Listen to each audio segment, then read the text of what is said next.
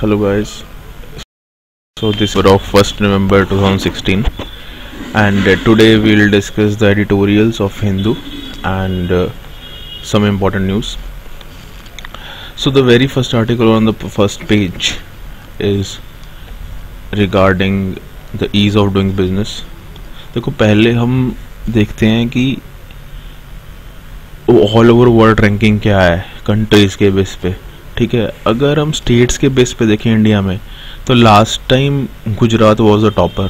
ठीक है, तो इस बार आंध्र प्रदेश ने टॉप किया है. ठीक है, मतलब it's a new state formed we can say as separated from Telangana और दूसरे नंबर पे तेलंगाना है. ठीक है, तो आंध्र प्रदेश की कैपिटल है लाइक अमरावती, तो उसको एक हब बनाने की कोशिश कर रहे थे, मैन्युफैक्चरिंग हब. ठीक है, और नए काफ़ी प्रोजेक्ट्स आ रहे हैं. लेकिन इस बार ये देखने वाली बात थी कि जो भी अब हमें पता है कि हमारे जो इंडिया उसमें स्टेट्स में भी इनकम इनक्वालिटीज़ हैं कि कई स्टेट्स हैं जैसे पंजाब, हरियाणा, यूपी है जहाँ पे ग्रीन रेवोल्यूशन हुआ. ठीक है, तो वो स्टेट्स की इनकम ज़्यादा है as compare to other states, north eastern states. ठीक है, तो इस बार जैसे छत्तीसगढ़ है, मध्य प्रदेश है, जिनकी मतलब जिनमें इनकम इनक्वालिटी है और वो थोड़े पीछे हैं as compare to states income. ठीक है, तो उन्होंने बहुत अच्छी रैंकिंग लेके आए कि उन्होंने अपने जो प्रोसेसेस हैं बिजनेस करने के, ठीक है, कमर्शियल कोर्ट सेटअप हुई और लाइक डिस्प्यूट रिड्रेसल मैकेनिज्म्स हैं, एनफोर्समेंट ऑफ कॉन्ट्रैक्ट्स हैं, जो यहाँ पे इम्प्लीमेंटेशन सिंगल विंडो क्लियरेंसेस हैं न्यू बिजनेस सेटअप करने के लिए. तो जो ये चीज़ें हैं तो लो इनकम स्टेट्स ने भी इस बार बहुत अच्छा परफॉर्म किया. तो छत्तीसगढ़ ने मतलब 97.32% जो अपग्रेड हुई है, मतलब उनकी जो पिछली सिचुएशन थी उससे. ठीक है, मध्य प्रदेश 97%. सो it's a very close kind of competition but they have done very good. जैसे ओडिशा है, ओडिशा मतलब कई बार कहा जाता है इट्स मोस्ट मतलब पावर्टी बहुत ज़्यादा है यहाँ पे, तो उन्होंने भी 92% क्या कहते हैं अब इम्प्रूव किया है अपने ease of doing business status में. So it's a very good sign. And the Hindu article for this will be taken a short while कि अब स्पेन में कैसी पॉलिटिक्स है. ठीक है, तो उसमें ये है कि अब मारियानो रेजॉय हैं जो वो मारियानो रेजॉय ब्रे, sorry for my pronunciation if it's wrong, तो अब वो प्राइम मिनिस्टर हैं. तो 10 महीने का पॉलिटिकल इम्पासे चल रहा था स्पेन में. ठीक है, लेकिन अब वो कोalition बना पाएंगे नहीं बना पाएंगे, और कोalition बना के जैसे ही वो आए हैं विद कंप्लीट मेजॉरिटी, ठीक है, इन पार्लियामेंट ऑफ स्पेन. तो now Rajoy basically since 2011 he was in absolute majority. ठीक है, 2011 to 2015. Now again elections that happen, now he is in minority government. ठीक है, so अब रेजॉय की जो रेजॉय के राइवल्स हैं बेसिकली जो सोशलिस्ट वर्कर्स पार्टी है. ठीक है, तो वो उनको they have to eat a humble pie that he is still an opponent. अगर मतलब कोalition हो गया एक्सट्रीम पार्टी जैसे कि एक्सट्रीमिस्ट पार्टी है वहाँ पे, पोडेमोस पार्टी है. ठीक है, तो अगर उनके साथ इनका कोalition हो जाता then they can become a majority party again but with कोalition. पहले 2011 से 2015 में ये एब्सोल्यूट मेजॉरिटी में था एज अ सिंगल पार्टी. ठीक है, उस तो उनका फर्स्ट टर्म था. अब स्पेन में क्या होता है कि वहाँ पे जो प्रेसिडेंट होता है ना, ठीक है, उसको मतलब मिसलीडिंगली स्पेनिश प्रेसिडेंट कहा जाता है, लेकिन वो कांग्रेस ऑफ डेप्यूटी से ही चूज किया जाता है. ठीक है, तो मतलब कि बेसिकली प्राइम मिनिस्टर ही होता है जो टॉप लेवल का मतलब बंदा होता है वहाँ पे. ठीक है, so this is the case in this article. तो he is basically from People's Party. ठीक है, जिन्होंने लैंडस्लाइड विक्ट्री ली थी 2011 में. So the next article which is very important, caught in the crossfire. इसमें क्या है कि it's about ceasefire agreement between India and Pakistan. तो ये 2003 में हुआ था.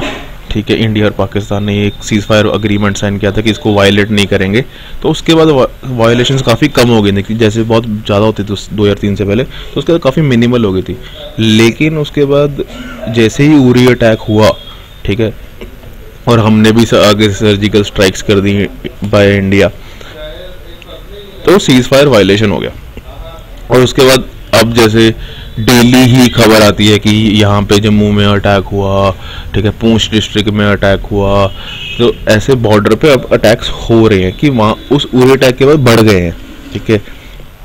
तो बॉर्डर एरियाज में इंडिया ज़्यादा वर्स्ट इफेक्ट हो रहा है।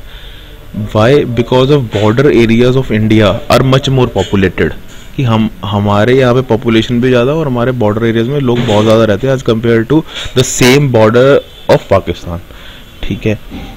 तो हमें वो खाली करवाने पड़े, ठीक है, तो काफ़ी डिस्प्लेसमेंट हुई, तो उनकी रिहैबिलिटेशन भी होगी, ठीक है, उनको रहने के लिए जगह, उनकी जो क्या कहते हैं एनिमल्स हैं उनको भी, मतलब जिनके एनिमल्स मतलब खो चुके हैं या कुछ हो गया है, तो उनको भी मुआवजा देना पड़ेगा सरकार को, और कहा भी गया कि पूरा देंगे, ठीक है। तो मतलब this is kind of different scenario, but मैंने इससे अटैच कर दिया तो अभी आपको होलिस्टिक पिक्चर मिल सके।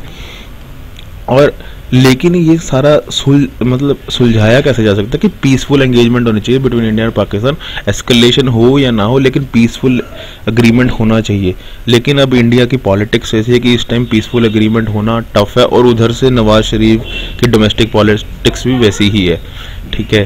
तो peaceful agreement should be there so that इतनी ज़्यादा डिस्प्लेसमेंट ना हो, ठीक है। जैसे कि अब जम्मू का जो स्ट्रेच है, ठीक है, दैट इज़ ऑफ 192 किलोमीटर्स, और वहाँ पे कितने मतलब सिंस 2014, ठीक है, 430 इंसिडेंट हो चुके हैं सीज फायर वायलेशन के, ठीक है।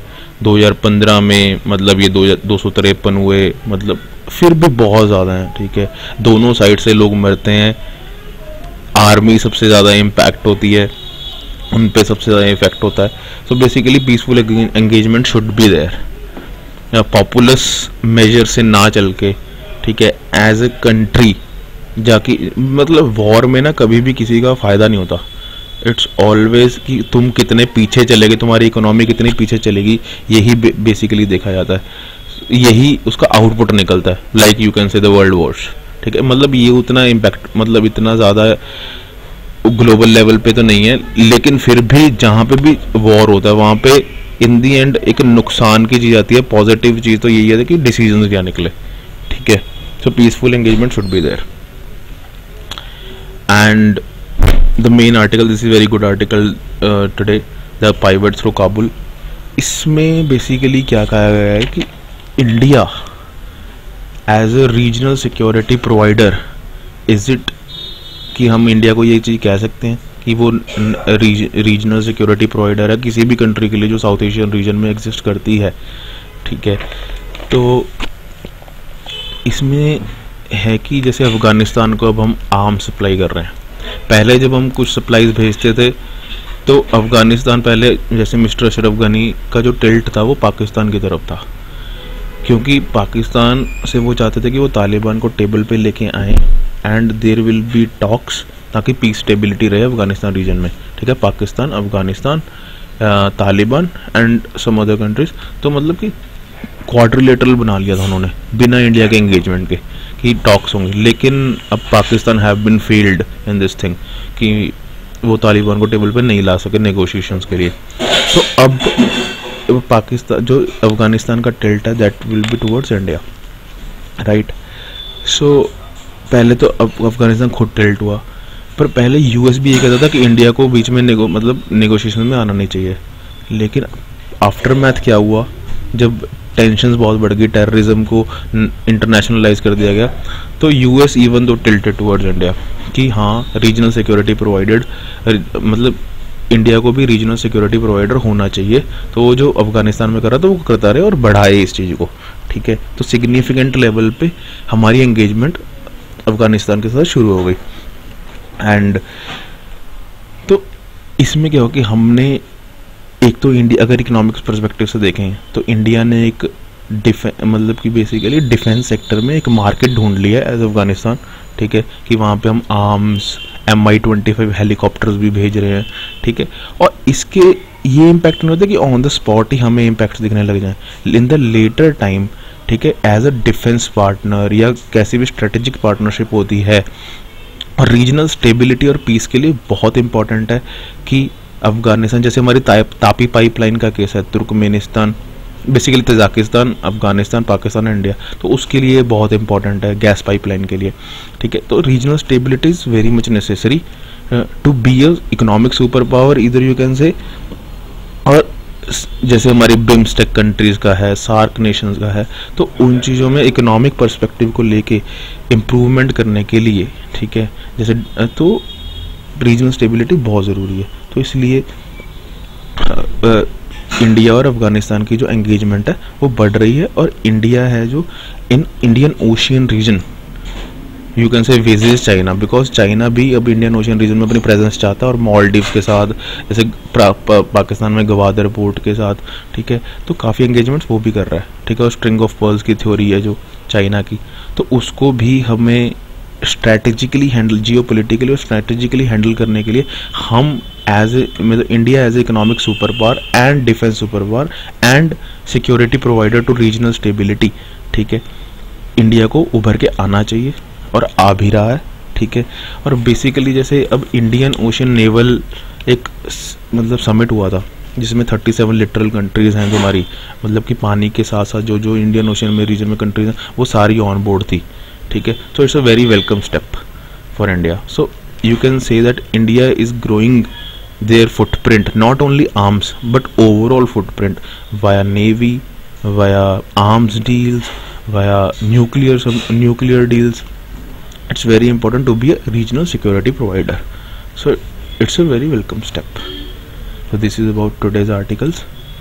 Thank you very much. If you guys feel that there should be a need of any improvement, I can add something else, so kindly let me know. Thank you very much. All the best.